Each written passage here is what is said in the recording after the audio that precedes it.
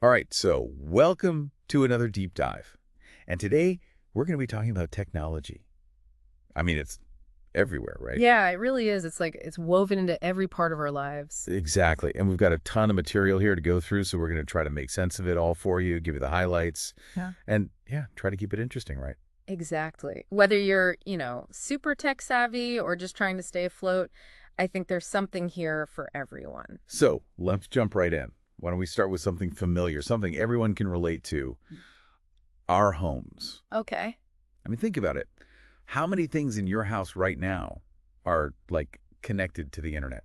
Like seriously. Oh, tons. We've Yeah. got lights that you can control with your voice, thermostats that adjust themselves, refrigerators that tell you when you're out of milk. Like, where does it end? It really makes you wonder, right? Like, is all this connectivity actually making our lives easier, or is it just adding another layer of like stuff to worry about? I mean, sure, it's convenient to have your fridge remind you to buy milk. But then, are we becoming too reliant on these devices?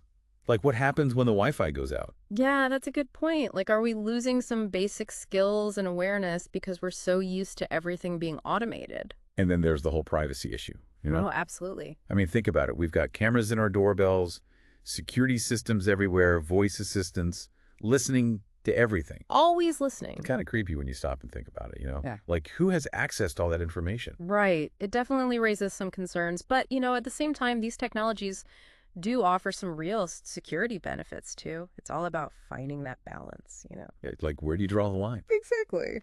All right, well, let's move on from the home and talk about work because technology's had a huge impact there, too. Absolutely. I mean, think about remote work, video conferencing, AI tools. The way we work has completely changed. Yeah. Like, how many of us are now working from home?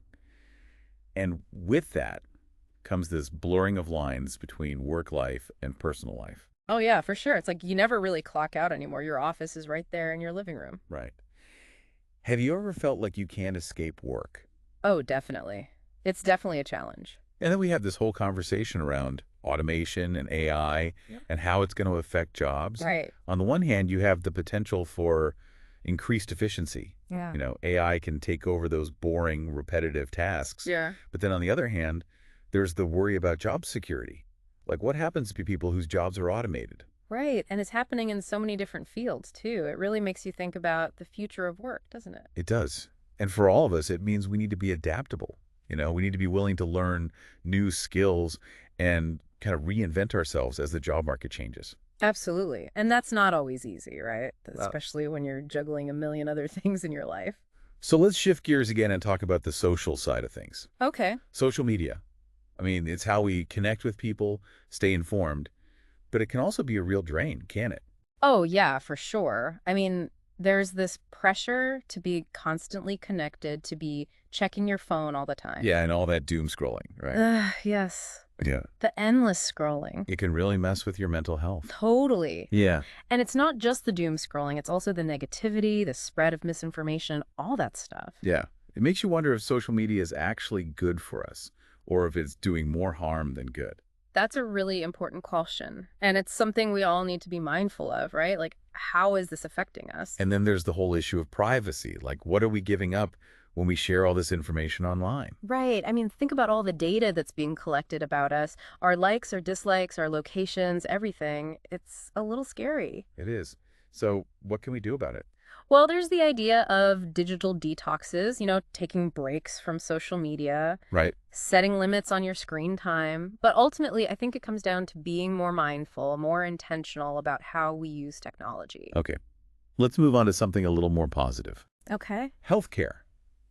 Technology is making some incredible advances in healthcare, wouldn't you say? Absolutely. It's pretty amazing, actually. I mean, think about telemedicine, virtual appointments. We have these wearable devices that track our every move, our heart rate, our sleep patterns. Even how many steps we take, right? Exactly. And then you have AI being used to diagnose diseases earlier and more accurately. Yeah, that's a huge one. It's like AI can analyze all this data, medical images, genetic information, and spot patterns that humans might We miss. can catch things earlier, get Mm. treatment sooner. It's pretty incredible. It really is. It has the potential to, like, revolutionize healthcare. But of course, with any new technology, there are always concerns. Right. Like, what about data privacy? Yeah. Our health information is incredibly sensitive, and now it's all being stored online. Yeah, that's a valid concern. I mean, how secure is that data, really? And who has access to it? And then there are the ethical considerations around AI in Uh, healthcare. Like, if an AI algorithm is making diagnoses or recommending treatments, who's ultimately responsible? It's a tricky question. It is, and it's something we need to be thinking about now as these technologies become more and more prevalent. Okay, so let's end by looking ahead. What does the future hold for technology?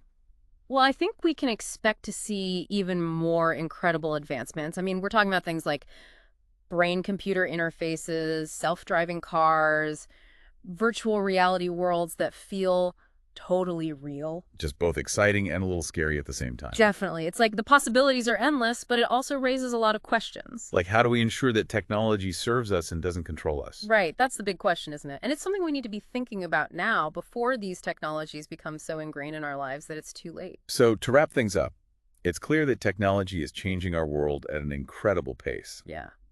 It's affecting every aspect of our lives, from the way we live and work to the way we interact with each other, and even the way we receive healthcare. Absolutely. And it's not all good or all bad. It's complex. Right. So we want to hear from you, our listener. What's the most significant way technology has changed your life? Yeah. What are the conveniences you appreciate the most? And what are the concerns that keep you up at night? Let us know your thoughts. And as you continue to navigate this ever-changing world of technology, we'll leave you with this question. What one guiding principle should we follow to ensure that technology benefits humanity in the long run? Think about it.